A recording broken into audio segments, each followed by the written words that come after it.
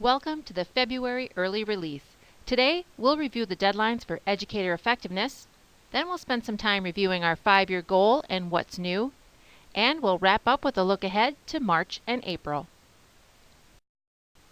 Today is the deadline for completing your mid-year PPG and SLO in your Educator Effectiveness Google Classroom. At this point, you should be compiling and reviewing your data for your SLO and determining if you're keeping your SLO the same, revising it, or starting a new one. For example, if all your students already met the goal, you may want to revise it to be more challenging, or you may want to start a new one. If your data shows that you're not meeting your goal, you may want to brainstorm additional strategies with your team. Now let's take a moment to review where we are in our 5-year plan. As we go through training and people are trying new things in classrooms, we are learning what works. Recently, I attended a national personalized learning workshop and I learned that our district was very similar to the other districts. It didn't matter the size of the district or the location.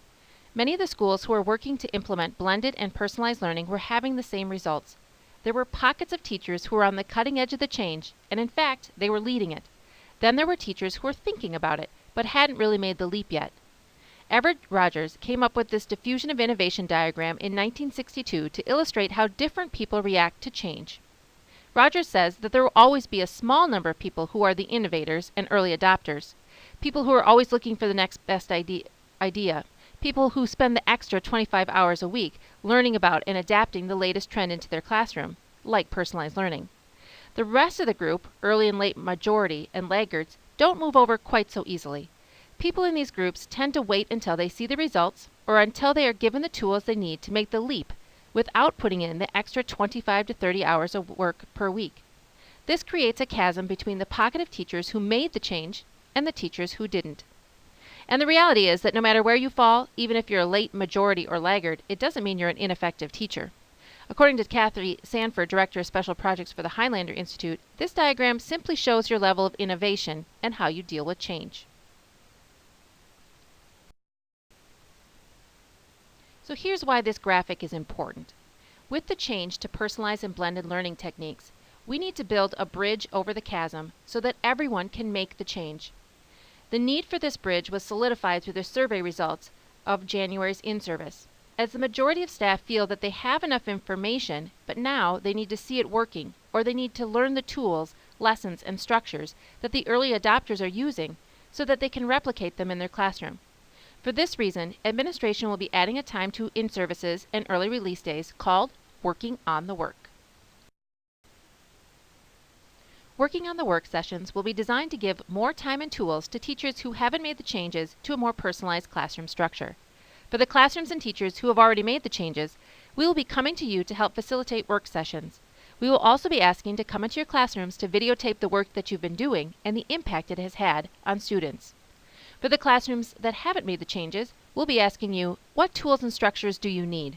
And then we'll be giving you time during in-services and early releases to collaborate with colleagues who also want to make the change. To help those of you who are still waiting for information before you leap over the chasm, let's go over some of the things that we've learned. Number 1, what does a change to personalized learning look like in my classroom? And number 2, why should I change? First, let's answer the question why you should change. We know that from day one, students are coming to us at different levels. Some are below our grade level standards. Some are at level, and some are above level. This gap only gets bigger as we move up the grades. So how can we help narrow this gap? Let's look at Hattie's research to find part of the answer. In order to move kids from below to on grade level in less than a year's time, we need to use high-impact strategies such as feedback, relationships, scaffolding, and self-assessment regularly in the classroom. In a traditionally structured classroom where the teacher does most of the talking and instruction for most of the hour, it is close to impossible to regularly use Hattie's high-impact strategies. How can you build a relationship, give quality one-on-one feedback, work with students to have them self-assess or scaffold or differentiate to meet all of their needs, especially if you are an upper middle high school teacher and see over 100 kids a day for less than an hour at a time? Here's the second part of the answer, station rotation. By using station rotation, it is easier to use the high impact strategies on a regular basis. If, for example, you shortened your whole group instruction and then moved kids through stations, you could be meeting with small groups of kids while the other kids are gaining skills from a computer-based program that differentiates instruction, or while they're working on higher cognitive tasks in a small collaborative group. Just to be clear, teacher-led whole group instruction on grade level standards is equally important as personalizing your instruction. Remember these 3 lines? Just because someone is above or below doesn't mean that they should skip over the grade level standards. What we've learned is that in addition to giving them the work above and below or personalizing instruction, we also need to teach and assess everyone using grade level curriculum. In other words, in order to catch students up or move them forward, you need to have a classroom structure that gives kids on grade level standards while simultaneously giving them practice or instruction at their current level.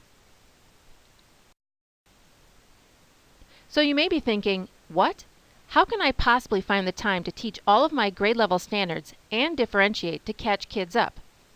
If your current structure doesn't allow you to do both effectively and efficiently, it may be time to try something new.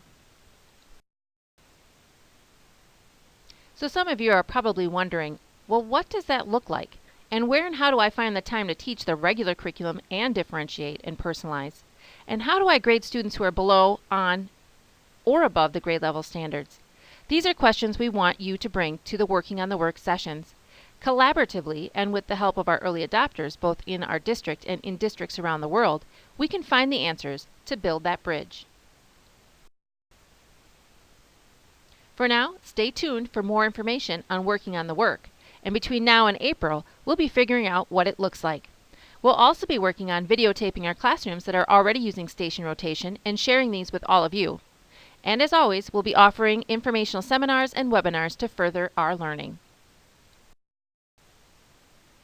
Now let's look ahead at March and April.